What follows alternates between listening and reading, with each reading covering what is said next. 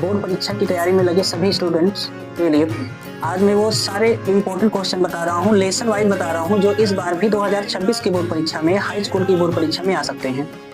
तो अगर आप लोग तैयार कर रहे हैं तो थर्ड लेसन से, तो वो तैयार करिए। पहला जो क्वेश्चन है, why was the young seagull afraid to fly.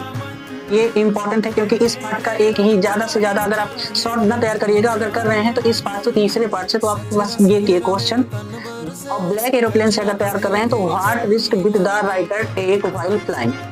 और Anne Frank a diary, the diary of Anne Frank chapter से तैयार कर रहे हैं तो कम से कम 3-4 क्वेश्चन जरूर तैयार करिए। ये लॉन्ग और प्लस शॉर्ट के लिए, अगर शॉर्ट में आप तैयार कर रहे हैं तो ये 3 क्वेश्चन जरूर आप लोग देखिए। संभवतः बोर्ड परीक्षा में इन तीनों में से कोई ना कोई एक आ सकता है। तो जैसे पहला है, why did Anne Frank maintain a diary.